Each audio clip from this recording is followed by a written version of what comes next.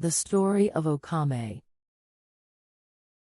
Okame, the daughter of Yaeemon, a wealthy man from Namakoshi in the province of Tosa, loved her husband Yaeemon deeply. Okame was 22, and Yaeemon was 25.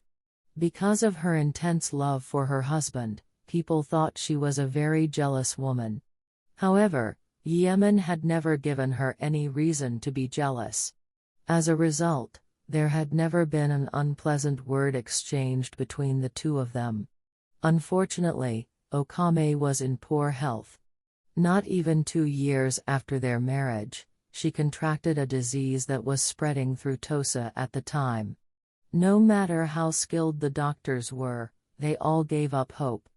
Those who fell ill with this disease were unable to eat or drink, suffering only from exhaustion, drowsiness, and strange, disturbing dreams. Despite being cared for constantly, Okame grew weaker with each passing day, and eventually, she realized that her life could not be saved. One day, she called her husband and said, "Words cannot express how kind you've been to me during this terrible illness. There is no one as kind as you anywhere. It breaks my heart to think of parting from you. Please understand, I'm not even 25 yet. And there is no one as wonderful as you in this world. Yet I must leave. No, it's no use, no matter what you say to comfort me, it won't change anything. Even the best doctors can't do anything for me now. I wanted to live just a few more months, but when I looked in the mirror this morning, I knew I would die today. Yes, today is the day. So, I have one request. If you truly wish for me to die in peace, please grant me this last wish." "Tell me," Yaeemon replied. "If it's something I can do, I'll gladly do it." "Well, it's something you won't be happy about," she answered. "I'm still young, so asking you this is very hard. Very difficult.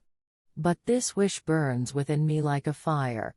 Please, let me say it before I die. Please. After I'm gone, soon enough, everyone will tell you to remarry. But please, promise me you'll never marry again. Will you promise me that?" "Oh, is that all?" Yaeemon exclaimed. "Is that all you wish for? That's nothing at all. All right, I promise, I'll never take another wife in your place." "Oh, I'm so happy," Okame cried out, half rising from her bed. Then she fell back, and at the same moment, she breathed her last. After Okame's death, Yaeemon's health began to decline.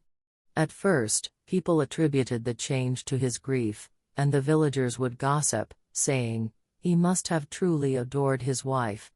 However, as the months passed, he grew increasingly pale and weak, to the point that he became so emaciated that he looked less like a man and more like a ghost.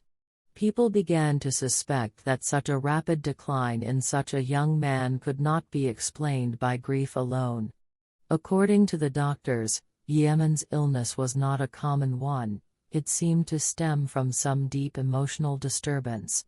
His parents tried asking him about it, but to no avail. According to Yaeemon, aside from what his parents already knew, there was no other cause for his grief. His parents encouraged him to remarry, but Yaeemon refused, insisting that he could not break the promise he had made to his deceased wife. After that, Yaeemon continued to weaken day by day, and his family began to fear for his life. Then, one day, his mother, who had long believed he was hiding something in his heart, tearfully begged him to explain the reason for his decline. Unable to withstand his mother's pleas, he finally confessed. "This is something I cannot say to you, or to anyone else, for that matter.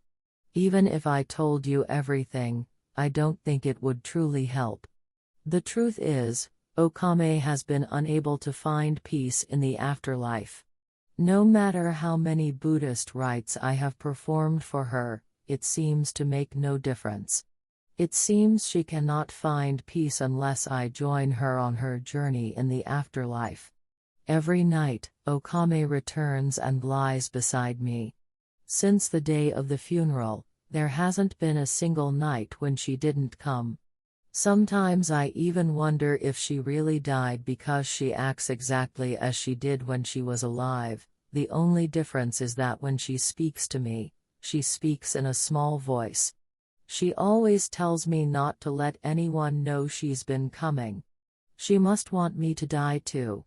I wouldn't mind dying if it were just me, but my body belongs to my parents, and I must serve them first. That's why I'm telling you the truth now. Yes, every night, just as I'm about to fall asleep, she comes.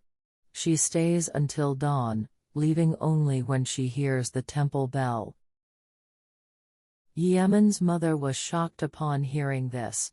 She hurried to the family temple and told the head priest everything her son had confessed, begging him for help.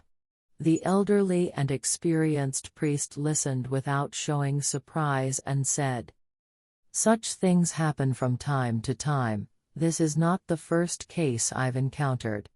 I believe your son can still be saved, but he is in great danger.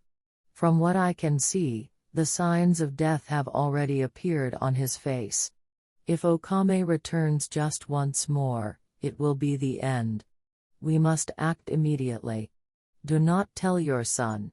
Quickly gather all the relatives and bring them to the temple. We must open Okame's grave for your son's sake." The relatives were summoned to the temple, and they all agreed to open the grave.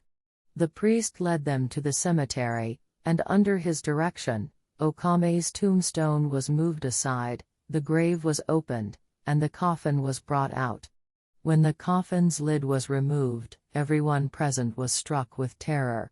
There sat Okame, as beautiful as she had been before her illness, smiling peacefully, with no trace of death on her face.